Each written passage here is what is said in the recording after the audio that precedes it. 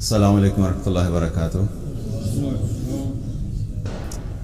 الحمدللہ رب العالمین والصلاة والسلام علی رسولہ الکریم وعلی آلہ واصحابہ اجمعین، اما بعد، اعوذ باللہ من الشیطان الرجیم، بسم اللہ الرحمن الرحیم، رب اشرح لی صدری ویسر لی امری واحلل عقدۃ من لسانی یفقہوا قولی۔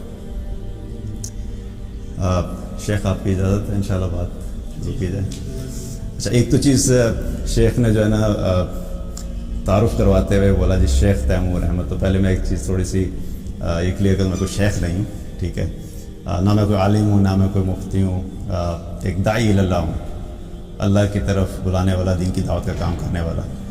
اور دوسری بات یہ ہے کہ آپ لوگ ماشاءاللہ سے یہاں پہ موجود ہیں اور شیخ خود بھی اہل علم ہیں، تو اہل علم کی موجودگی میں بات کرنا یہ اللہ تعالیٰ کی توفیق سے ہی ہے۔ اللہ تعالیٰ بس صحیح بات کرنے کی توفیق عطا فرمائے، اور جو غلطی ہو اس میں اللہ تعالیٰ معاف کرے انشاءاللہ۔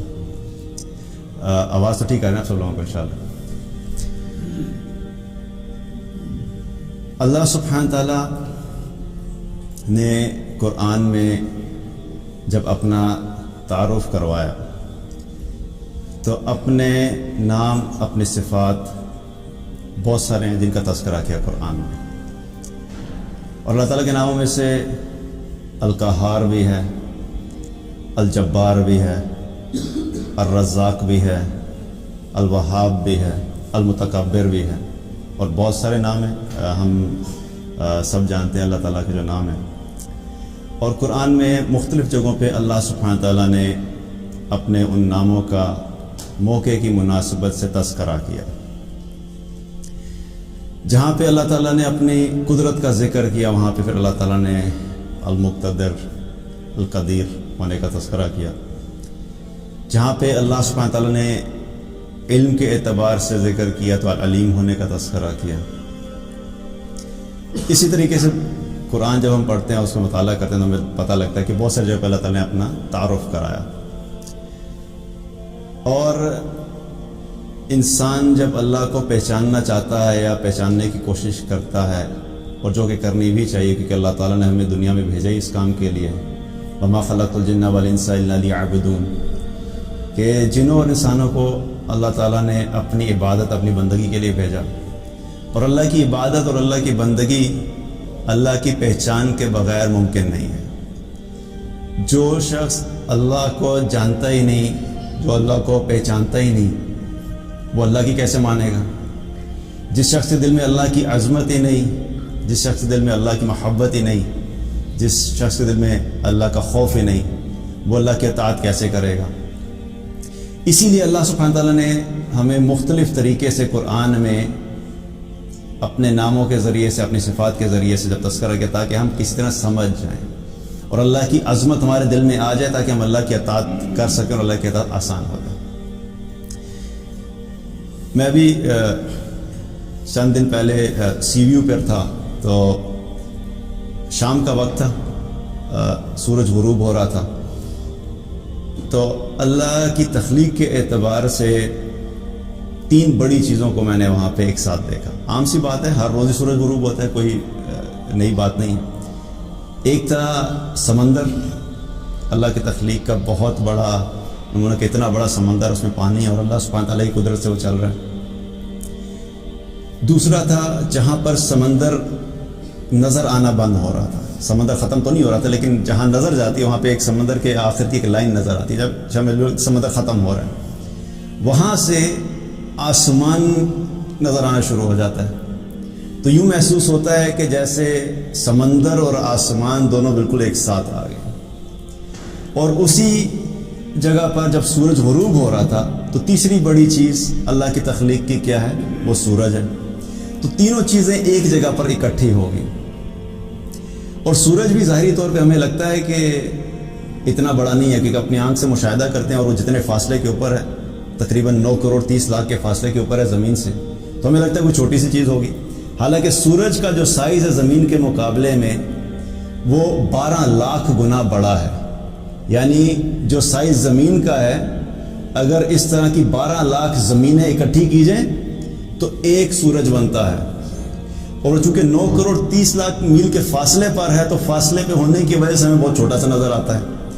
اور اللہ کی تخلیق میں، کائنات میں جتنی بھی سائنس نے ابھی تک ریسرچ کی ہے، اس اعتبار سے سائنس یہ بتاتی ہے کہ کچھ ایسے ستارے ہیں جو کہ سورج سے بھی بڑے ہیں اور کئی گنا بڑے ہیں، اور چلتے چلے جائیں تو اللہ کی تخلیق میں ایک سٹیج ایسی آتی ہے جہاں پہ سائنس بالکل خاموش ہو جاتی ہے اور وہ کہتے ہیں کہ اس سے آگے ہمیں نہیں پتا کہ آگے کیا ہے۔ تو اللہ کی قدرت کے اعتبار سے ایک چیز ہے۔ تو مقصد بتانے کا کہ اللہ سبحانہ تعالیٰ کی بہت ساری صفات ہیں، لیکن اللہ تعالیٰ نے جب اپنا تعارف کروایا قرآن میں تو شروع میں ہی جن صفات کا ذکر کیا وہ نہ القہار ہے، نہ الجبار ہے، نہ المتکبر ہے، بلکہ کیا ہے؟ الحمدللہ رب العالمین الرحمن الرحیم۔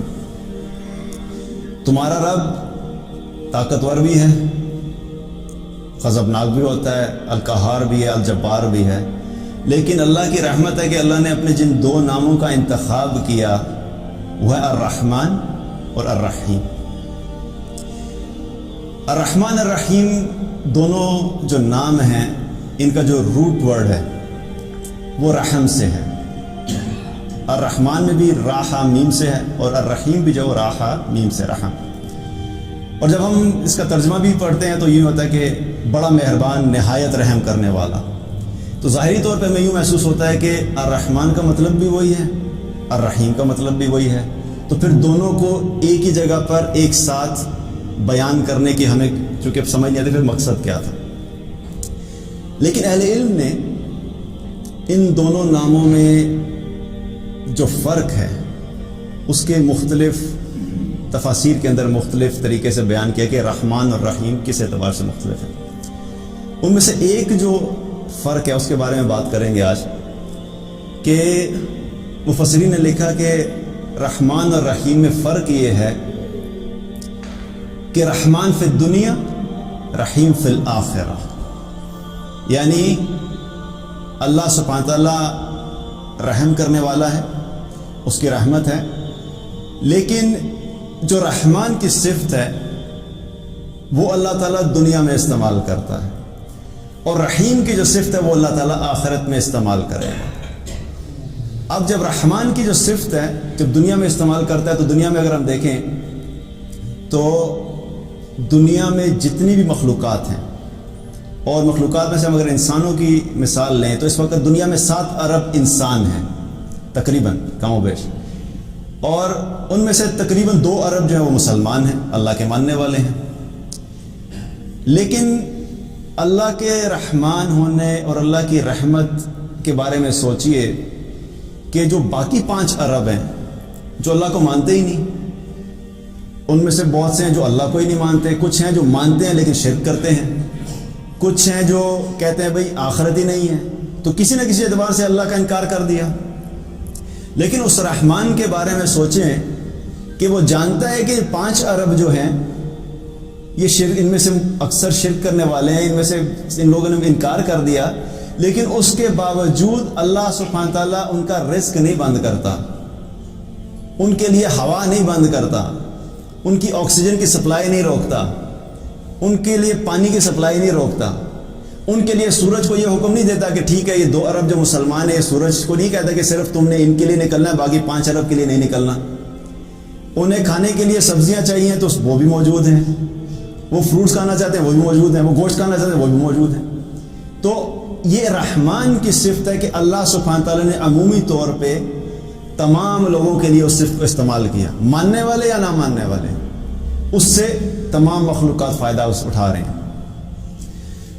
لیکن جو رحیم کی صفت ہے وہ اللہ سبحانہ تعالیٰ نے صرف اور صرف ایمان والوں کے لیے رکھی ہے، جو کہ اللہ تعالیٰ آخرت میں استعمال کرے گا۔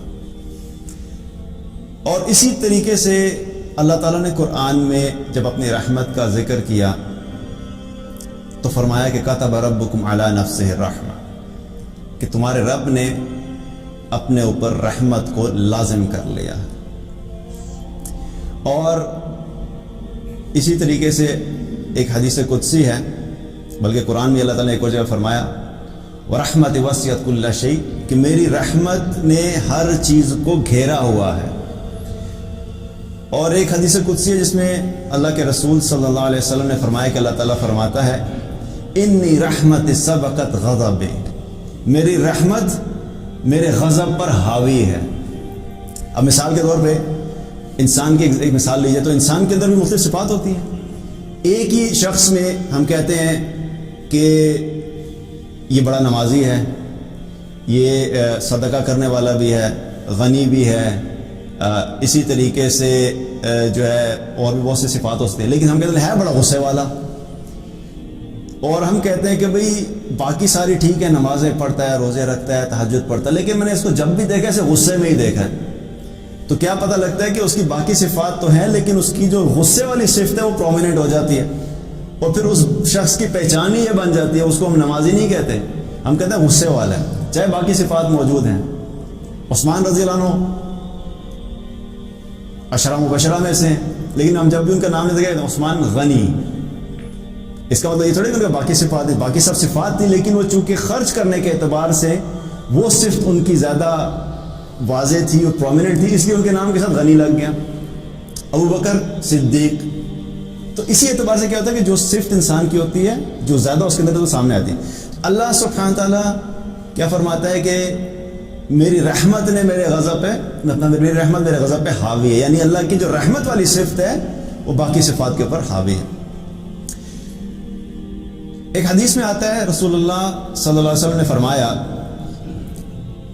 اس حدیث کا مفہوم ہے کہ اللہ تعالیٰ کی رحمت کے 100 حصے ہیں، اور ان 100 حصوں میں سے اللہ سبحانہ تعالیٰ نے ایک حصے کو زمین پر اتارا اور زمین والوں میں تقسیم کیا ہے، اور اس ایک حصے کی وجہ سے جو جانور بھی ہیں ایک دوسرے پہ جو ایک دوسرے پہ نرمی کرتے ہیں وہ اس ایک صفت کی وجہ سے ہے۔ یعنی آپ سوچئے کہ جب سے اللہ تعالیٰ نے دنیا کو بنایا اور آدم علیہ السلام سے لے کے ابھی تک جتنے انسان آئے اور ابھی سے لے کے قیامت تک جتنے انسان آئیں گے، ان تمام لوگوں میں اللہ سبحانہ تعالیٰ کی 99 میں سے جو ایک رحمت ہے وہ اللہ نے سب میں بانٹ دی، اور اس ایک رحمت کی وجہ سے انسان بھی آپس میں ایک دوسرے سے جو ہمدردی کرتے ہیں، شفقت کرتے ہیں، ماں اپنے بچے سے محبت کرتی ہے، یہ سب اللہ کی ایک رحمت کا حصہ ہے۔ اور فرمایا آپ صلی اللہ علیہ وسلم نے کہ اللہ تعالیٰ نے 99 حصے آخرت کے لیے بچا کے رکھے ہیں جن کو اللہ تعالیٰ آخرت میں استعمال کرے گا۔ آپ سوچئے ایک رحمت کتنی عظیم ہے کہ زمین پہ شرک ہو رہا ہوتا ہے، چوری ہو رہی ہوتی ہے، زنا چل رہا ہوتا ہے، شراب چل رہی ہوتی ہے، جھوٹ چل رہا ہوتا ہے، لوگوں کے حقوق غصب کیے جا رہے ہوتے ہیں، والدین کی نافرمانی ہوتی ہے، اس کے باوجود اللہ سبحانہ تعالیٰ ایسے لوگوں کے رزق نہیں روکتا، اس کے باوجود اللہ سبحانہ تعالیٰ ان تمام لوگوں کے لیے ان کے رزق اور ان کی ضروریات کا خیال رکھتا ہے۔ تو وہ ایک صفت ہے، تو آپ سوچیں کہ جب 99 صفتیں اللہ سبحانہ تعالیٰ اپنی رحمت کے 99 حصے ہیں، وہ رحمت کے جب آخرت میں استعمال کرے گا تو اللہ کی رحمت کیسی ہوگی؟ تو کیا ہے کہ دنیا میں اللہ تعالیٰ جو ہے دنیا میں بھی اللہ سبحانہ تعالیٰ رحمان کی صفت کو استعمال کرتا ہے۔ اب جب دنیا سے جانے کا وقت آتا ہے، ایک دن تو آئے گا کہ دنیا ختم ہو جائے گی، اور جو شخص مرتا ہے مرنے والی کی قیامت اسی وقت ہی شروع ہو جاتی ہے، اور ایک ہے پھر جو بڑی قیامت ہے جو قائم ہوگی جس میں اللہ تعالیٰ سب کو ختم کر دے گا۔ تو باقی جو 99 حصے ہیں اللہ سبحانہ تعالیٰ قیامت والے دن استعمال کرے گا، اور وہاں پر رحیم کی صفت جو ہے پھر نظر آئے گی کہ اللہ تعالیٰ کیسے کرے گا۔ اب یہاں پہ ایک چیز بڑی اہم ہے سمجھنے کی کہ دنیا میں رحمان کی صفت سے سب نے فائدہ حاصل کیا، مسلمانوں نے بھی فائدہ حاصل کیا اور نان مسلم نے بھی فائدہ حاصل کیا، لیکن جب قیامت آئے گی تو جو نان مسلمز ہیں جنہوں نے اللہ کو مانا نہیں، اب ان کے لیے کوئی رحمت نہیں ہے، ان کے لیے رحمت کے دروازے بند ہو گئے۔ اب صرف اور صرف ایمان والے ہیں جن کے ساتھ اللہ سبحانہ تعالیٰ رحمت کا معاملہ کرے گا۔ اس سے کیا پتہ لگتا ہے کہ ایمان بڑی قیمتی چیز ہے، کبھی اپنے ایمان کے اوپر سودا نہیں کرنا، کیونکہ اکثر یہ ہوتا ہے کہ جب انسان دین کی طرف آتا ہے شوق پیدا ہوتا ہے، میں نے دین سیکھنا ہے، دین پہ عمل کرنا ہے، داڑھی نہیں تھی داڑھی رکھ لی، سسٹرز جو ہوتی ہیں اگر حجاب نہیں کرتے حجاب کرنا شروع کر دیا، تو کیا ہوتا ہے کہ خاندان والوں کی طرف سے پریشر آنا شروع ہوتے ہیں، تم ابھی داڑھی رکھو گے، جوانی میں داڑھی رکھو گے، تمہارے سے شادی کون کرے گا، تمہیں رشتہ کون دے گا، حجاب کریں گے سسٹر تو کہ حجاب کر کے رشتہ کہاں سے آئے گا, آگے کیسے فلرش کریں, کیریئرز کچھ نہیں ہے, تم بغیر رشتے کے رہ جاؤ گی, اس طرح کی باتیں ہوتی ہیں. لیکن ایمان پہ قائم رہنا, چاہے دنیا میں تھوڑی بہت مشکلات آئیں بھی, لیکن جب انسان آخرت میں جائے گا تو پھر اس ایمان کی ہمیں قیمت محسوس ہوگی. دنیا میں اگر سودا کر دیا ایمان کا تو ہو سکتا ہے کہ تھوڑا سا فائدہ مل جائے گا, ایمان کا سودا کرنے کو سوچتا ہے کہ چند پیسے مل جائیں فالتو, ہو سکتا ہے کہ کوئی اچھی جاب مل جائے, لیکن کیا ہوگا, اپنی آخرت کو ضائع کر دیا.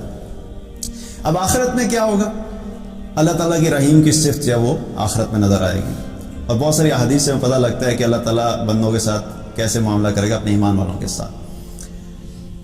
پہلی چیز کیا ہے کہ جب قیامت قائم ہوگی, جنت آ جائے گی, جہنم لائی جائے گی, میدان محشر قائم ہو چکا ہوگا, لوگ وہاں پر چل کے جا رہے ہوں گے, اور سورج 1 میل کے فاصلے پر آ جائے گا, لوگ گرمی کی شدت سے پیاس میں ڈوبے ہوئے ہوں گے. احادیث سے پتہ لگتا ہے, آپ صلی اللہ علیہ وسلم نے فرمایا کچھ لوگ ایسے ہوں گے جن کو پسینہ ٹخنوں تک ہوگا, کچھ ایسے ہوں گے جن کا پسینہ گھٹنوں تک ہوگا, کچھ ایسے ہوں گے جن کا پسینہ کمر تک ہوگا, کچھ ایسے ہوں گے جو پورے ہی پسینے میں ڈوبے ہوں گے اپنے اپنے اعمال کے اعتبار سے. اس شدید گرمی کے عالم میں, اور یہ سورج جو اس وقت ہمیں نظر آ رہی 9 کروڑ 30 لاکھ میل کے فاصلے پر ہے, اور جب گرمیوں میں 45 ڈگریز ہوتا ہے, 45 ڈگری ہوتا ہے, تو ہم سے گرمی میں باہر نکلا نہیں جاتا. یہ سورج 1 میل کے فاصلے پہ آ جائے گا, 1 میل کے فاصلے پہ سورج کی گرمی کیسے برداشت ہو سکتی ہے؟ تو اللہ سبحانہ تعالیٰ اتنے مشکل دن میں بھی اللہ تعالیٰ اپنے ایمان والوں کے ساتھ رحمت کا معاملہ کرے گا. تو پہلی چیز کیا ہوگی, اللہ سبحانہ تعالیٰ, جو حدیث سے پتہ لگتا ہے کہ اللہ سبحانہ تعالیٰ 70,000 لوگوں کو تو بغیر حساب کتاب کے جنت میں داخل کرے. اللہ تعالیٰ ہم سب کو اس میں شامل کرے. پہلی رحمت کس چیز کی؟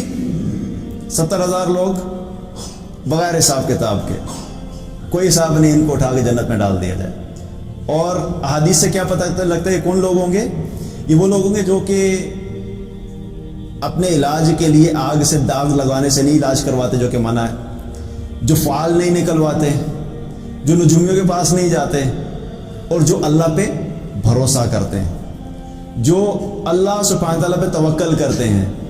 مشکل آتی ہے صرف اللہ سے کہتے ہیں یا اللہ مشکل تو ہی دور کرے گا, پریشانی آتی ہے صرف اللہ کی طرف دیتے ہیں یا اللہ پریشانی تو ہی دور کرے گا. جاب نہیں ہے, اللہ کے سامنے کہتے ہیں اللہ تو ہی جاب دے گا. اولاد نہیں ہے, اللہ سے مانگتے ہیں اللہ تو ہی اولاد دے گا. یہ جا کے در در پہ کبھی کسی نجومی کے پاس, کبھی کسی سے فال نکلوا رہے ہیں, کبھی کسی جگہ پہ چادریں چڑھا رہے ہیں, ان چیزوں میں نہیں پڑتے. وہ کہتے ہیں ملے گا تو اللہ سے ملے گا, نہیں ملے گا تب بھی میں راضی ہوں. بھروسہ اللہ پہ رکھتے ہیں, اپنا ایمان نہیں اور اپنا توکل جو اس کو خراب نہیں کرتے. تو کیا ہے, 70,000 چلے گئے بغیر حساب کتاب کے جنت میں. اس کے بعد جب اتنی شدید گرمی ہوگی تو سب سے اہم ضرورت ہماری کیا ہوتی ہے؟ سایہ. شدید گرمی میں سب سے پہلے ہم کیا, باہر کی گرمی ہو تو ہم ڈھونڈتے پھرتے ہیں, کوئی درخت نظر آ جائے اس کے نیچے کھڑے ہو جائیں تاکہ گرمی کی شدت کم ہو. اللہ سبحانہ تعالیٰ نے اپنے ایمان والوں کے لیے سائے کا بھی بندوبست کیا ہوگا. اور حدیث میں آتا ہے کہ 7 طرح کے لوگ ہوں گے جن کو اللہ سبحانہ تعالیٰ قیامت والے دن اپنے عرش کا سایہ نصیب فرمائے گا. ان میں سے پہلا شخص کون ہے؟ عادل حکمران, جس نے حکمرانی کی عدل کے ساتھ کی. ایک شخص کون ہے؟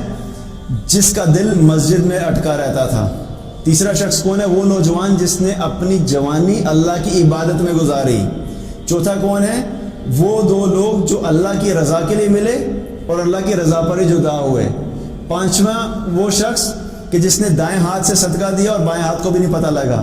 چھٹا وہ کہ جس کو حسب نسب والی حسین و جمیل عورت نے گناہ کی دعوت دی اور اس نے یہ کہہ کے چھوڑ دیا کہ انی اخاف اللہ, میں اللہ سے ڈرتا ہوں, میں گناہ نہیں کروں گا.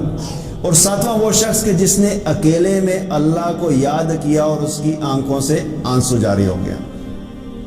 7 طرح کے لوگ ہیں. یہ بھی کون ہے؟ ایمان والے. ایمان والے ان کو اللہ تعالیٰ اپنے عرش کا سایہ نصیب کرے گا. اسی طریقے سے پھر کیا ہوگا؟ اور بھی لوگ ہیں جن پہ اللہ تعالیٰ اپنی رحمت کا معاملہ کرے گا. ایک وہ لوگ ہیں عرش کے سائے کے نیچے آ گئے یہ لوگ. اور ایک حدیث میں کیا پتہ لگتا ہے کہ قیامت والے دن اللہ تعالیٰ جب حساب لے رہا ہوگا تو ایک ایمان والے کو اپنے قریب کرے گا, ایمان والے کو اپنے پاس بلائے گا. اور جب حساب لے رہا ہوگا تو حساب لیتے ہوئے اللہ تعالیٰ بیچ میں پردہ حائل کر دے گا. اب باقی لوگ پردے کے اس طرف اللہ تعالیٰ اور ایمان والا پردے کے اس طرف، باقی لوگوں کو نہیں پتا کہ اب یہ کیا حساب کتاب ہو رہا ہے، کیا بات چیت چل رہی ہے۔ اللہ تعالیٰ اس بندے سے پوچھیں گے کہ گناہ گنوائیں گے اس کو کہ تم نے یہ گناہ کیا، وہ بندہ کہے گا یا اللہ میں نے کیا تھا۔ پھر اللہ تعالیٰ ایک اور گناہ گنوائیں گے، تم نے یہ گناہ کیا تھا، وہ کہے گا یا اللہ یہ بھی کیا تھا۔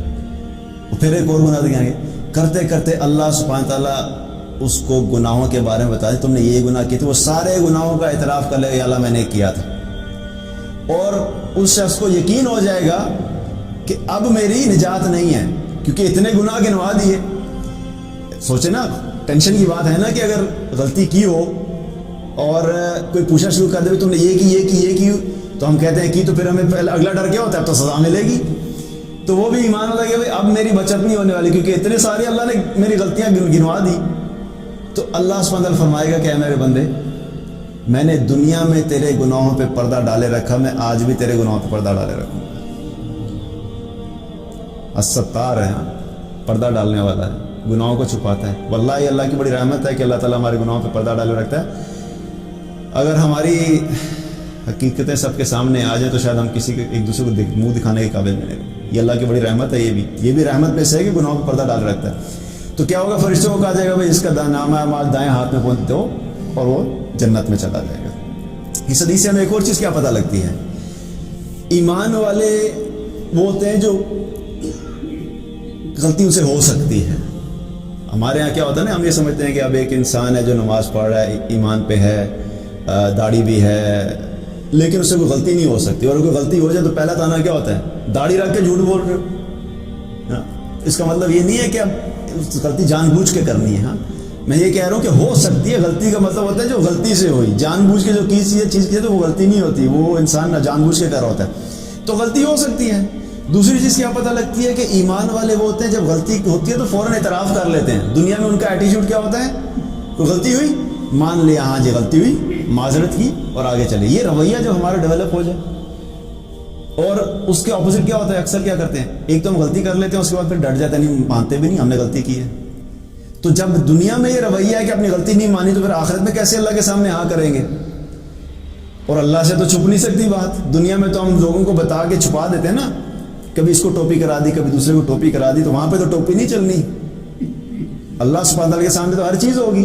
تو اپنی عادت میں سے ایک عادت یہ بھی بنانی ہے کہ جب غلطی ہوئی، اول تو کوشش کرنے غلطی نہیں ہو، لیکن ایسا ممکن نہیں ہے کیونکہ ہم انسان ہیں، اور اگر ہو جائے تو کہیں پہ ماننے کی ضرورت ہے تو مان لینی چاہیے کہ ہم سے غلطی ہوئی۔ تو کیا پتہ لگا کہ یہاں پر بھی اللہ تعالیٰ ایمان والے کے ساتھ کیا کر رہا ہے، رحمت کا معاملہ کر رہا ہے، یہاں پر بھی نہ کافر ہے نہ مشرک ہے۔ اسی طریقے سے ایک اور حدیث ہے، بڑی خوبصورت حدیث، اس کا مفہوم کیا ہے کہ اللہ کے رسول صلی اللہ علیہ وسلم نے فرمایا کہ تم لوگ آپس میں دنیا میں کسی بھی چیز کے لیے اتنی تکرار نہیں کرتے کہ جتنے تمہارے وہ بھائی جو جنت میں چلے جائیں گے اپنے ان بھائیوں کے لیے اللہ سے تکرار کریں گے جن کو اللہ تعالیٰ نے جہنم میں ڈال دیا ہوگا۔ اب سین ذرا سوچئے تھوڑی دیر کے لیے، قیامت کا دن گزر گیا، جنت جہنم کا فیصلہ ہو گیا، جنت میں جانے والے جنت میں چلے گئے، جہنم میں جانے والے جہنم میں چلے گئے۔ اب ایک تو جہنم میں جانے والے وہ ہیں جو کافر ہیں، اور جو مشرک ہیں جو شرک پہ مرے، ان کا تو نکلنا ناممکن ہے، اب تو نہیں نکل سکتے، ہم فیہا خالدون، اب تم اس میں رہو ہمیشہ ہمیشہ کے لیے۔ لیکن کچھ ایسے لوگ ہیں جو تھے مسلمان لیکن اپنی کچھ غلطیوں کی وجہ سے پکڑ ہو گئی، ہے مسلمان تھے، شرک نہیں کرتے تھے، لیکن کوئی غلطی ہوگی، ہو سکتا ہے کسی کو جھوٹ کی عادت تھی، ہو سکتا ہے کسی نے کسی کا مال غصب کر لیا تھا، کوئی بھی غلطی ہوگی، تو بہرحال بغیر توبہ کے چلے گئے، تو اب اس کا جو ہے حساب تو دینا ہوگا، جو سزا ہے وہ تو بھگتنی ہوگی۔ تو بہرحال کیا ہوا کہ وہ جہنم میں چلے گئے۔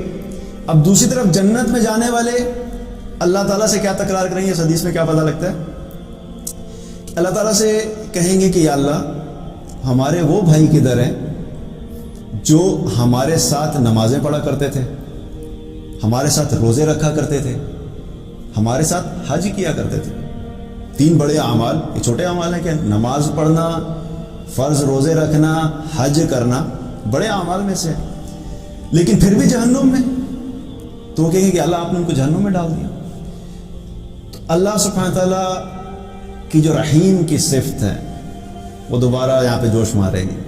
اللہ تعالیٰ کیا فرمائیں گے؟ اچھا ٹھیک ہے، جاؤ جا کے ان کو جہنم سے نکال کے لے آؤ. اب یہ جائیں گے، آگے جا کے کیا دیکھیں گے کہ ان کو آگ نے ان کی پنڈلیوں تک جلا دیا ہوگا.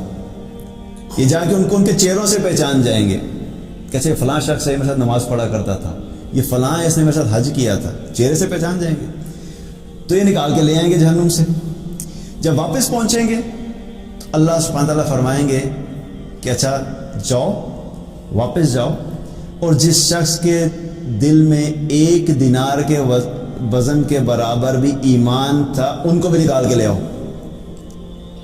1 دینار کے وزن کے برابر ایمان کی قیمت بھی پتہ لگ رہی ہے. یاد رکھیے، آج ہم ایمان کو کچھ چیز سمجھتے نہیں، ہم مال کو ہر چیز سمجھتے ہیں، گاڑیوں کو ہر چیز سمجھتے ہیں، اچھے گھر کو ہر چیز سمجھتے ہیں. ایمان کی ویلیو نہیں ہے. ایمان کو ہم سمجھتے نہیں کہ ایمان بھی کوئی اہم چیز ہے. اب یہاں پہ ایمان کی قیمت لگ رہی ہے. 1 دینار کے وزن کے برابر جس کے دل میں ایمان ہے اس کو نکال کے لے آؤ. یہ جائیں گے، اس کو بھی نکال کے لے آئیں گے. واپس پہنچیں گے، اللہ تعالیٰ پھر واپس بھیجیں گے. اچھا واپس جاؤ، جس شخص کے دل میں آدھے دینار کے وزن کے برابر ایمان ہے اس کو بھی نکال کے لے آؤ. اب آدھے دینار کے وزن کے برابر ایمان کی قیمت نکل رہی ہے کہ جہنم سے نکل کے انسان جنت میں جا رہا ہے. واپس پہنچیں گے، اللہ تعالیٰ پھر فرمائیں گے اچھا واپس جاؤ، اور جس شخص کے دل میں ذرے کے وزن کے برابر ایمان ہے اس کو بھی جہنم سے نکال کے لے آؤ. ذرے کے وزن کے برابر ایمان، اس کو بھی جہنم سے نکال کے لے آؤ. تو جائیں گے تو نکال کے لے آئیں گے. کیا پتہ لگ رہا ہے ہمیں؟ اب یہ سارا معاملہ کیسے ہوگا واللہ اعلم. کچھ ایسی چیزیں ہوتی ہیں ہمارے دین میں جن کے بارے میں ہمیں ایمان کی حد تک ہی رہنا چاہیے، ان میں بہت ڈیٹیل میں جانے کی ضرورت نہیں ہے. ہم لوگ کئی دفعہ ضرورت سے زیادہ چیزیں سمجھنے کے چکر میں کیا ہوتا ہے کہ ہمیں ایمان سے بھی ہٹ جاتے ہیں. اللہ تعالیٰ نے اور اللہ کے رسول صلی اللہ علیہ وسلم نے وہ تمام چیزیں اور تمام باتیں ہم تک پہنچا دی جتنی ہماری ضرورت تھی. ہمیں ان پہ فوکس کرنا ہے. اکثر لوگ ڈسکشن کرتے ہیں، اصحاب کہف کے کتے کے بارے میں ڈسکشن ہو رہی ہوتی ہیں کہ ان کے کتے کا جو ہے وہ جرمن شیفرڈ تھا یا السیشن تھا، ٹھیک ہے بھائی، جو بھی تھا مقصد اللہ نے بتا دیا، ان کے ساتھ کتا تھا، دیٹس اٹ. اس چیز کو آپ چھوڑ دیں. تو مقصد بتانے کا ہے کہ ہمیں اپنی زندگی میں ان چیزوں پہ فوکس کرنا ہے جو ہمارے لیے ضروری ہیں. ہم غیر ضروری چیزوں میں جو ہے نا ڈسکشنز کو ہم زیادہ انجوائے کرتے ہیں.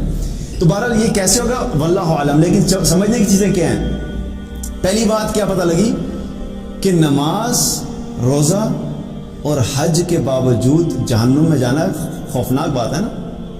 ہم کتنے مطمئن ہوتے ہیں، میں تو 5 وقت کی نماز پڑھتا ہوں، میری جنت پکی ہو گئی، میں تو کنفرم جنتی. کسی نے حج کر لیا زندگی میں تو وہ سمجھتا ہے بس جی میں نے تو حج کیا ہے، ساری زندگی میرے ساتھ حاجی صاحب لگا رہا، میں تو سیدھا جنتی.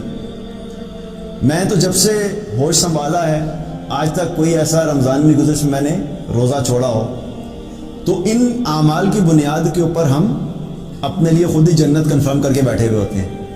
لیکن یاد رکھیے کہ اللہ تعالیٰ نے جو قرآن میں ہمیں حکم دیا نا تقویٰ کا کہ تقویٰ اختیار کرو، تو تقویٰ صرف نیک اعمال نہیں ہے، بلکہ تقویٰ کیا ہے کہ گناہوں سے بچنا بھی اس میں لازمی شرط ہے. تو یہاں پہ کیا پتہ لگتا ہے کہ صرف نیک اعمال کرنا اور جنت جانے کی کوئی گارنٹی نہیں ہے. ہمیں اپنے آپ کو گناہوں سے بھی بچانا ہے. ایک شخص نماز پڑھتا ہو، روزے بھی رکھتا ہو، تہجد بھی پڑھتا ہو، صدقات بھی کرتا ہو، زکوٰۃ بھی دیتا ہو، لیکن ساتھ ساتھ سود پہ کاروبار کر رہا ہے، جھوٹ بول کے دکان چلا رہا ہے، رشوت لے کے نوکری کر رہا ہے. یہ ساری چیزیں ساتھ چل رہی ہیں. تو نیکیاں بھی چل رہی ہیں اور گناہ بھی چل رہے ہیں. تو جہاں نیکیاں کرنا ضروری ہے وہاں پہ گناہوں کو چھوڑنا بھی ضروری ہے. تبھی جا کے انسان متقی کہلاتا ہے، اور تبھی جا کے اللہ کی رحمت سے امید ہے کہ اللہ تعالیٰ ایسے شخص کو جنت میں داخل کرے گا. تو یہ بھی پتہ لگا کہ صرف نیک اعمال کافی نہیں ہے. ایک اور چیز پتہ لگتی ہے اس حدیث سے، وہ کیا؟ اپنی کمپنی، اپنی صحبت اچھے لوگوں کے ساتھ رکھیں. کیونکہ یہاں پہ اللہ تعالیٰ نے جو حکم دیا وہ یہ نہیں کہا کہ جاؤ جاؤ فلاں کے پاس BMW، جس کسی کے پاس BMW تھی اس کو نکال کے لے آؤ. بلکہ کیا پتہ لگ رہا ہے، نمازی تھے اور آپس میں تھے. یہاں پہ اب ہم سب نماز پڑھتے ہیں اکٹھے تو کیا ہوتا ہے، نماز پڑھنے سے پہچان ہو جاتی ہے نا. نام نہیں بھی ہے تو کم از کم چہروں سے پہچان جاتے ہیں. حج اکٹھے کرتے ہیں تو اچھے لوگوں کے ساتھ ہی ہوگا. تو اپنی صحبت اچھی رکھیں کہ اللہ تعالیٰ ہم سب کو جنت الفردوس میں بغیر حساب کے داخل کرے. لیکن اللہ نہ کرے کبھی سچویشن تو کم از کم کوئی پہچاننے والا تو ہمیں کہ ٹھیک ہے کوئی آئے گا ہمیں نکال کے لے جائے گا. تو صحبت اپنی اچھی رکھنا وہ بھی ضروری ہے. اس سے پتہ لگتا ہے کہ اچھی صحبت بھی وہاں پہ کام آئے گی. تو یہ کیا پتہ لگا کہ اللہ سبحانہ تعالیٰ کی رحیم کی صفت جو ہے وہ آخرت میں استعمال ہو رہی ہے اور صرف ایمان والوں کے لیے استعمال ہو رہی ہے. اللہ کی رحمت کے بارے میں اب بات کی جائے تو بہت زیادہ بھی کی جا سکے، لیکن چونکہ وقت بھی بہت زیادہ نہیں ہے اور لینا بھی نہیں چاہ رہا ہوں بہت زیادہ وقت. ایک اور اللہ کی بڑی رحمت ہے ہم پہ جو خاص طور پہ ہمارے اوپر بحیثیت امت محمد صلی اللہ علیہ وسلم ہم پہ ہے. ہم چونکہ دین کو سمجھتے نہیں، پڑھتے نہیں، علم نہیں ہوتا، تو ہمیں اپنی قدر بھی نہیں ہے کہ ہم نبی صلی اللہ علیہ وسلم کی امتی ہونے کی وجہ سے ہمیں اللہ تعالیٰ نے کیا کیا انعامات دیے ہیں اور کیا ہمیں پروٹوکول ملا. موسیٰ علیہ السلام کو اللہ تعالیٰ نے جب 40 دن کے لیے اپنے پاس بلایا تو 40 دن کے بعد جب موسیٰ علیہ السلام واپس پہنچے تو کیا دیکھتے ہیں کہ بنی اسرائیل نے شرک کرنا شروع کر دیا، بچڑے کی پوجا شروع کر دی. اتنی مشکلات سے نکال کے لائے تھے لیکن کیا ہوا کہ شرک میں پڑ گئے. تو موسیٰ علیہ السلام کو غصہ آیا، اپنے بھائی ہارون علیہ السلام کے ساتھ بھی سخت ہو گئے، گاڑی پکڑ لی کہ تم نے منع کیوں نہیں کیا. انہوں نے کہا میں نے تو منع کیا تھا، میری مانی نہیں، میں کیا کروں. تو بہرحال کیا ہوا، شرک کیا. آگے جب موسیٰ علیہ السلام نے ان کو بولا کہ تم نے کیا کیا تو ان کو ریئلائز ہو گیا کہ ہم سے غلطی ہوگی. انہوں نے کہا جی اللہ تعالیٰ سے کہیں کہ اللہ تعالیٰ ہمیں معاف کر دیں، ہم معافی مانگنا چاہتے ہیں، ہم توبہ کرنا چاہتے ہیں. تو موسیٰ علیہ السلام نے اللہ تعالیٰ سے دعا کی اللہ ان کی توبہ قبول فرما. اللہ تعالیٰ کہ ٹھیک ہے ان سے کو توبہ کرے، لیکن ان کی توبہ کیا ہوگی، ان سے کو فَقْتُلُوا أَنفُسَكُمْ، ان سے کو یہ اپنے آپ کو قتل کرے، یہ ان کی توبہ ہے. توبہ ہو جائے گی لیکن قیمت دینی پڑے گی کیونکہ تم نے شرک کیا ہے. تو ان کی توبہ کیا تھی کہ حکم ہوا کہ جن جن لوگوں نے شرک کیا وہ قتل ہوں گے. تو تفسیر ابن کثیر میں ابن کثیر رحمہ اللہ نے اس کی تفسیر میں کیا لکھا ہے کہ پھر ان تمام لوگوں کو اکٹھا کیا گیا جنہوں نے شرک کیا تھا، ایک میدان میں اکٹھا کیا گیا، اور وہ لوگ جنہوں نے نہیں کیا تھا اور جنہوں نے منع کیا تھا ان سے کہا گیا بھائی ان کو جو قتل کیا جائے. تو جب وہ وقت آیا تو کیا ہوا کہ اس میدان میں اندھیرا ہو گیا اور 70,000 لوگ قتل ہوئے جو شرک جنہوں نے کیا تھا. توبہ تو کرنی چاہیے، اللہ نے توبہ کا راستہ بھی دکھا دیا، لیکن قیمت کیا دی، اپنی جان دینی پڑی توبہ کے لیے. لیکن ہم بحیثیت محمد صلی اللہ علیہ وسلم کی امت کے ہمارے ساتھ اللہ نے کیا معاملہ کیا، جھوٹ بولا، شراب پی، زنا کیا، چوری کی، کسی کا حق مارا، گالم گلوچ کی، بڑے گناہ کیے. اور صرف ایک دن نہیں، 2 دن نہیں، 10 دن نہیں، 30 سال، 40 سال، 50 سال، 70 سال کی عمر تک گناہ ہی کرتا رہا. 70 سال کا ہو گیا لیکن صرف گناہوں میں زندگی گزری، کوئی نیکی ہے ہی نہیں. اب ایسے شخص کی سزا کیا ہو سکتی ہے؟ 70 سال جس نے اللہ کی نافرمانی کی ہو تو اس کے گناہ معاف ہوں گے؟ کیسے معاف ہوں گے؟ لیکن چونکہ ہم محمد صلی اللہ علیہ وسلم کی امت ہے تو اللہ تعالیٰ نے ہمارے لیے قانون میں بڑی فلیکسیبلٹی رکھی. اللہ تعالیٰ نے سورہ الفرقان میں ایک جگہ پر 3 گناہوں کا ذکر کیا، 3 بڑے گناہ، اکبر الکبائر جو ہیں، شرک، زنا اور قتل، 3 بڑے گناہ ہیں. اور کرنے کے بعد کیا کہ جو کوئی بھی یہ کرے گا اس کو جہنم میں ڈالا جائے گا، ان کو دگنا عذاب دیا جائے گا. لیکن پھر اللہ تعالیٰ نے آگے جا کے کیا فرمایا کہ لیکن ٹھہر جاؤ، ایک چیز یاد رکھ لو، الا من تاب وآمن وعمل عملا صالحا فاولئک یبدل اللہ سیئاتہم حسنات. ہاں سوائے ان کے کہ جو توبہ کریں، ایمان لے آئیں اور نیک اعمال کرنا شروع کر دیں، تو اللہ سبحانہ نے کیا فرمایا کہ میں ان کے گناہوں کو نیکیوں سے تبدیل کر دوں گا. گناہ تھے، سچی توبہ کی، سارے گناہ نیکیوں میں تبدیل ہو گئے. آپ سوچیں کہ اگر اللہ تعالیٰ ہمارے ساتھ بنی اسرائیل والا معاملہ کرتا تو کدھر جاتے؟ توبہ کرنے کا احساس ہوتا میں 70 سال کی عمر میں، اس وقت اگر حکم ہوتا فقتلوا انفسکم، ان سے کو بھی اپنی جانوں کو قتل کریں، تو کتنا مشکل کام تھا۔ تو اللہ نے ہمارے لیے توبہ کو آسان کر دیا کہ ٹھیک ہے گناہ ہوگی، غلطی ہوگی، ٹھیک ہے، وہ الگ بات ہے کہ شریعت کے اعتبار سے جو جہاں پہ حقوق العباد کی سزائیں ہیں ان کی الگ بات ہے، لیکن جو گناہ ہے وہ گناہ اللہ معاف کر دیتا ہے۔ اور اللہ سبحانہ تعالیٰ نے یہ جو توبہ کا راستہ ہمارے لیے کھلا رکھا، یہ بہت بڑی رحمت ہے اللہ کی۔ اور یہ بھی نہیں رکھا کہ اچھا چلو ٹھیک ہے، تمہیں ہر بندے کے لیے لکھ دیا ہو کہ ساری زندگی میں تمہارے پاس 3 چانس ہیں، بس 3 دفعہ توبہ قبول کروں گا، تم نے 3 چانس اپنے پورے کر لیے، اس کے بعد توبہ نہیں کروں گا۔ اللہ نے یہ بھی چیز نہیں رکھی۔ اللہ سبحانہ تعالیٰ نے توبہ کے اعتبار سے کوئی نمبر نہیں رکھا کہ 5 دفعہ 10 دفعہ 50 دفعہ 100 دفعہ۔ جب ریئلائز ہوا توبہ، سچی توبہ کی، اللہ پچھلے گناہ معاف کر دے گا۔ پھر صحیح زندگی شروع کی تھی، گناہوں سے دور ہو گئے تھے، 1 سال ٹھیک رہا، سال کے بعد پھر غلطی کر دی، پھر خیال آ گیا، پھر توبہ کی، اللہ پھر معاف کر دے گا۔ لیکن ایک چیز یاد رکھیں کہ سچی توبہ کی جو شرائط ہیں وہ لازمی کہ وہ ہمیں پتہ ہونی چاہیے۔ پہلی شرط کیا ہے کہ جس گناہ سے توبہ کر رہے ہیں اس کے اوپر ندامت ہونی چاہیے، دل میں احساس ہو کہ یا اللہ مجھ سے غلطی ہوئی تھی، واقعی مجھ سے غلطی ہوئی، دل میں ندامت ہو۔ دوسری چیز کیا ہے، اس چیز کو فوراً چھوڑ دیں۔ یہ نہیں کہ یا اللہ میں توبہ کر رہا ہوں لیکن چھوڑوں گا اگلے سال جا کے، میں نے بینک اکاؤنٹ میں پیسے فکس کرائے، میرا سال پورا ہو جائے، انٹرسٹ آ جائے، اس کے بعد توبہ کروں گا، یہ نہیں، فوراً چھوڑ دینا۔ تیسری چیز کیا ہے کہ اس گناہ کو کبھی نہ کرنے کا پکا ارادہ، کہ یا اللہ اب آئندہ نہیں کروں گا، پکا ارادہ، آئندہ نہیں کروں گا۔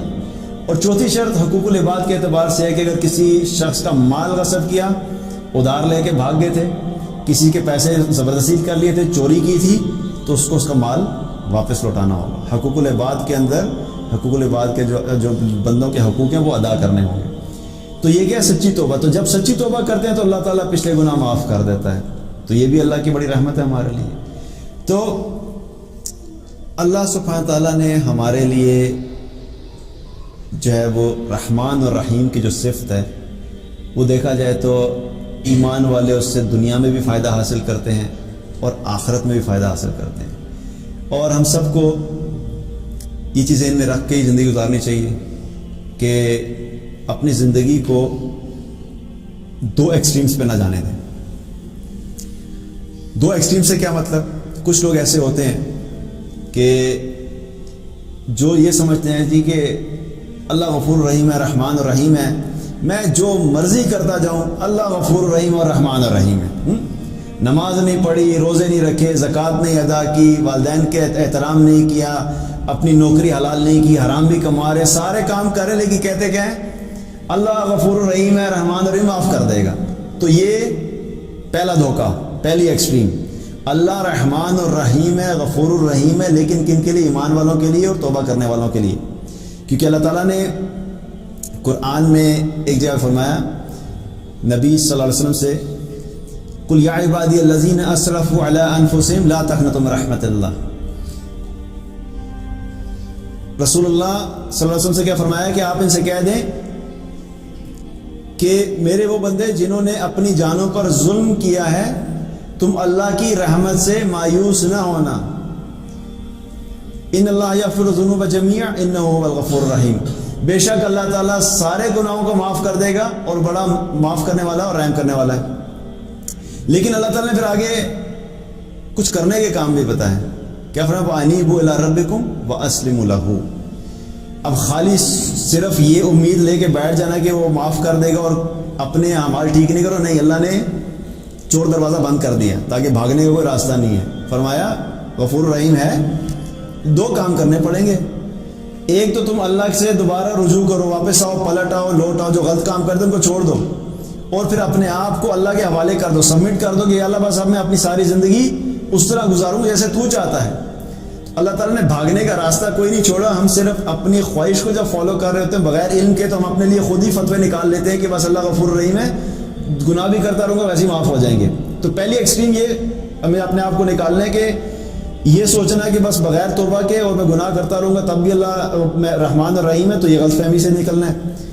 دوسری ایکسٹریم کیا ہے کچھ لوگوں کو شیطان دوسری ایکسٹریم پہ لے جاتا ہے کہ وہ یہ کہتے ہیں جی کہ ہم جو مرضی نیک اعمال کر لیں، اگر میرے سے کوئی چھوٹی سی بھی غلطی ہوئی تو اللہ مجھے پکڑ دے گا اور مجھے عذاب ملنا ہی ملنا ہے، تو جب ویسے عذاب ملنا ہی ہے تو پھر اللہ کی اطاعت کرنے کا کیا فائدہ۔ یہ دوسری ایکسٹریم ہے، یہ بھی شیطان کی طرف سے ہے۔ وہ کیا کرتا ہے کہ وہ اس طریقے سے اللہ کی رحمت سے مایوس کرتا ہے۔ تو ان دونوں چیزوں کے درمیان رہنا ہے، امید اور خوف۔ خوف اس چیز کا ہو کہ میرے اعمال جتنے بھی ہوں اگر قبول نہ ہوئے تو کیا ہوگا، اور اس خوف کی وجہ سے مستقل اپنے اعمال بڑھاتے رہیں اور زیادہ اکٹھا کریں۔ اور امید کس چیز کی ہو؟ اللہ کی رحمت کی، کہ ٹھیک ہے میں اپنے اعمال سے تو نہیں لیکن اللہ کی رحمت سے میں جنت میں چلا جاؤں گا۔ حدیث سے کیا پتہ لگتا ہے کہ کوئی شخص بھی تم جنت میں نہیں جا سکتا سوائے اس کے کہ جس کو اللہ اپنی رحمت سے ڈھانپ لے۔ تو یاد رکھیں کہ ہم اپنے اعمال کی وجہ سے جنت نہیں حاصل کر سکتے، اعمال کرنا لازمی شرط ہے، امید اللہ کی رحمت سے رکھنی ہے۔ اعمال کرتے رہیں لیکن اعمال کا تکبر نہیں ہو، اپنے اعمال پہ بھروسہ نہیں ہو، اپنے اعمال پہ مطمئن نہیں ہو، اور بھروسہ اور امید صرف اللہ کی رحمت سے رکھنی ہے۔ تو یہ دونوں چیزیں اپنی زندگی میں ساتھ لے کے چلیں تو اللہ تعالیٰ کی رحمت سے امید ہے کہ اللہ تعالیٰ ہم سب کے ساتھ رحمت کا معاملہ کرے گا۔ اللہ تعالیٰ سے دعا ہے کہ اللہ تعالیٰ ہم سب کو عمل کی توفیق عطا فرمائے، اور جو بھی غلطیاں کوتاہیاں ہوئی ہیں اللہ تعالیٰ ہم سب کو معاف فرمائے اور ہمیں سچی توبہ کرنے کی توفیق عطا فرمائے۔ اچھا، آخر میں ایک کوئک ریمائنڈر، چونکہ اکثر ہم لوگوں کو پتہ ہے کہ آگے نیو ایئر نائٹ آ رہی ہے، بہت سارے لوگ پلان بنا کے بیٹھے تھے بھی۔ پہلی بات تو یہ ہے کہ اس کو ہم جب نیو ایئر نائٹ کہتے ہیں تو وہ یاد رکھیں کہ اللہ تعالیٰ نے ہمیں جو دین دیا اس کے اعتبار سے نیو ایئر نہیں ہے، ٹھیک ہے؟ اس کو فالو کرنا ہے کیونکہ ہمارے ساری دنیا کا جو نظام ہے، چاہے ہمیں اچھا لگے یا برا لگے، اس وقت ہم اسی کیلنڈر کو فالو کر رہے ہیں، ٹھیک ہے؟ جو تجارت ہے، جو لین دین ہے، اس میں ہم سب یہ ڈیٹ فالو کرتے ہیں، تو اس اعتبار سے ہمارا نیا سال نہیں ہے لیکن ویسٹ کے پوائنٹ سے ان کا نیا سال ہے۔ اور ہمیں اللہ سبحانہ تعالیٰ نے جو دین دیا ہے اس کے بارے میں اللہ تعالیٰ نے واضح طور پہ قرآن میں کیا فرما دیا؟ ان دین عند اللہ الاسلام، اللہ کے نزدیک جو دین قابل قبول ہے وہ صرف اور صرف اسلام ہے۔ ومن یبتغی غیر الاسلام دینا فلن یقبل منہ وہو فی الآخرۃ من الخاسرین، اور اسلام کے علاوہ کوئی بھی شخص اگر کوئی اور دین لے کر آئے گا تو وہ اللہ تعالیٰ قبول نہیں کرے گا، اور ایسے لوگ آخرت میں نقصان اٹھانے والوں میں سے ہوں گے۔ اور جو لفظ دین ہے اس کے بارے میں پتہ نہیں کہ دین، اللہ تعالیٰ نے قرآن میں کہیں پہ بھی اسلام کے لیے مذہب کا لفظ استعمال نہیں کیا، دین کا لفظ استعمال کیا ہے۔ اور دین کہتے ہیں وے آف لائف، زندگی گزارنے کا طریقہ۔ ہمارا دین صرف عبادات نہیں ہے، ہمارا دین یہ نہیں کہ نماز پڑھ لی، روزے رکھ لیے، ذکر و اذکار کر لیے، قرآن کی تلاوت کر لی اور صرف عبادات پہ فوکس ہے۔ یہ پوری زندگی گزارنے کا طریقہ ہے۔ ہمیں ہمارے دین نے چھوٹی چھوٹی چیز بتائی ہے کہ کیسے کرنا ہے۔ سونا ہے تو کیسے سونا ہے، سوتے ہوئے کیا دعا پڑھنی ہے، اٹھتے ہوئے کیا دعا پڑھنی ہے، واش روم میں جانا ہے تو پہلے کون سا پاؤں رکھنا ہے، باہر نکلنا ہے تو کون سا پاؤں رکھنا ہے، جاتے ہوئے کون سی دعا پڑھنی ہے، نکلتے ہوئے کون سی دعا پڑھنی ہے، سواری پہ بیٹھو گے تو کون سی دعا ہے، گھر سے نکل رہے ہو تو کون سی دعا ہے، گھر میں داخل ہو رہے ہو تو کون سی دعا ہے۔ ہر چیز آپ سوچیں کہ جو یہ سب کیا زندگی گزارنے کا طریقہ ہے نا، کہ اٹھتے بیٹھتے چلتے پھرتے ہمیں ہر چیز ہمارا دین بتاتا ہے کہ اس طریقے سے کرو۔ تو ہمیں اپنی زندگی گزارنے کے لیے ہم کسی کے محتاج نہیں ہیں کہ ہمیں کوئی باہر سے آ کے بتائے کہ زندگی کیسے گزارنی ہے، بلکہ باہر سے جو طریقے آتے ہیں وہ تو خود بیچاروں نے خود ہی اپنی سوچ سے بنا بنا کے کیے ہوتے ہیں۔ اب ایک طرف اللہ کا علم ہے اور دوسری طرف انسان جس کو اللہ نے جاہل کہا ہے، تو دونوں کا تو کوئی کمپیریزن ہو نہیں سکتا۔ تو جو اللہ کا علم ہے اور اس اعتبار سے جو دین ملا ہمیں اس کو فالو کرنا ہے۔ تو نیو ایئر کی جو نائٹ ہے اس میں کیا ہے کہ بہت سارے خرافات ہوتی ہیں، اسپیشلی ینگسٹرز جو ہیں وہ بڑے فیسینیٹڈ ہوتے ہیں، وہ بڑے پلاننگ سے چلتے ہیں، اپنے اپنے موٹر سائیکل تیار ہوتے ہیں، سائلنسرز نکال دیے جاتے ہیں، اور اس کے بعد جو ہے وہ ویلنگ کے لیے پریکٹس شروع ہو جاتی ہے کہ میں نے ایک ٹائر پہ کیسے چلانا ہے، لیٹ کے کیسے چلانا ہے، اور پھر ڈانس پارٹیز کا ارینجمنٹ ہو رہا ہوتا ہے، جگر تو میرے گھر میں آ جائے، ہم 10 کے 10 مل کے جو ہے نا رات ساری عیشی کریں گے۔ تو یہ سب پلاننگ ہو رہی ہوتی ہے، لیکن یاد رکھیں کہ کیا ہے اللہ کی نافرمانی۔ ایک طرف ہم کیا کہتے ہیں کہ جب ہم اس دنیا سے جائیں اور قیامت والے دن جب ہم اٹھیں تو ہم کن کے ساتھ ہوں؟ محمد صلی اللہ علیہ وسلم کے ساتھ، صحابہ کے ساتھ۔ کوئی ایسا ہے کہ جو کہ نہیں میں نہیں چاہتا؟ سبھی چاہتے ہیں نا، اللہ تعالیٰ ہم سب کو شامل کرے ان لوگوں میں۔ لیکن حدیث سے کیا پتہ لگتا ہے کہ قیامت والے دن انسان انہی لوگوں کے ساتھ اٹھایا جائے گا جن کو وہ فالو کرتا تھا، جن کی وہ دنیا میں پیروی کرتا تھا۔ تو یہ سب طریقے کہاں سے آ رہے ہیں؟ اسلام سے تو نہیں آ رہے نا، کہ نیو ایئر نائٹ آئے گی تو رات کو اکٹھے ہونا ہے اور ناچ گانا ہوگا، شراب ہوگی، باہر نکلیں گے اور ہلا گلا ہوگا۔ رسول اللہ صلی اللہ علیہ وسلم کے دور میں بھی سال آتا تھا نا، سال تبدیل ہوتے رہتے تھے، ہر سال جب اسلامی اعتبار سے سال آتا تھا۔ ہمیں اسلامی کے اعتبار سے بھی سال میں کبھی کوئی ایسی چیز ملتی ہے کہ صحابہ بیٹھ کے، ایسی چیز تو معاذ اللہ ہم ایکسپیکٹ نہیں کرتے کوئی بھی چیز، لیکن میں کہتا ہوں ایون کوئی خاص محفل بھی نہیں ملتی ہمیں کہ اس سال کے آنے کے شروع کی خوشی میں صحابہ اکٹھے ہو کے بیٹھ جائیں کہ چلو کوئی دین کی بات کر لیں۔ ایسی چیز بھی نہیں ملتی، کیونکہ ہمارا دین ہمیں پوری زندگی گزارنے کا اور پورا سال گزارنے کا طریقہ بتاتا ہے، کوئی خاص رات اس طریقے سے نہیں ہے۔ تو اس میں کیا ہے کہ اپنے آپ کو ان چیزوں سے بچا کے رکھیں۔ اور کتنے ایسے کیسز ہوتے ہیں کہ نوجوان بائکس کے اوپر اور گاڑیوں کے اوپر جو ہے وہ جاتے ہیں اور پتہ لگتا ہے جی کہ ایکسیڈنٹ ہوا، زخمی ہو گیا، کتنوں کی ڈیتھس بھی ہو جاتی ہیں۔ آپ سوچئے کہ کیا کرتے ہوئے دنیا سے جا رہے ہیں۔ اللہ نہ کرے ناچ گانے کی محفل چل رہی اور موت آ گئی، اس حالت میں تو کیا کریں گے؟ کس حالت میں موت آئے گی؟ اٹھیں گے تو کس حال میں اٹھیں گے؟ تو اپنے آپ کو ان چیزوں سے بھی بچانا اور ایمان پہ قائم رہنا، اور ہمیشہ اپنی زندگی میں دو چیزوں کو سامنے رکھنا، وہ کیا ہے؟ اطیع اللہ و اطیع الرسول، اللہ کے اطاعت اور اللہ کے رسول کے اطاعت، بس یہی کل دین ہے۔ اگر اس کو سامنے رکھ کے زندگی گزاریں گے واللہ آپ کی زندگی بڑی آسان ہو جائے گی۔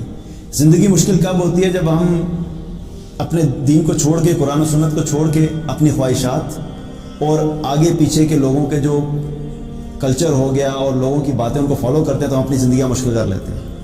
تو کیا ہے کہ اپنے آپ کو ان چیزوں سے بھی، جو خرافات ہیں نیو ایئر نائٹ کے، ان سے بچانا ہے تاکہ ہم لوگ جو ہیں وہ ان چیزوں سے بچ سکیں اور ایسی زندگی گزاریں کہ اللہ تعالیٰ قیامت والے دن ہمیں رسول اللہ صلی اللہ علیہ وسلم کے ساتھ اٹھائے اور ان کا ساتھ عطا فرمائے اور ہم سب کو جنت الفردوس میں بغیر حساب کے داخل کرے۔ بارک اللہ علیکم، السلام علیکم ورحمۃ اللہ۔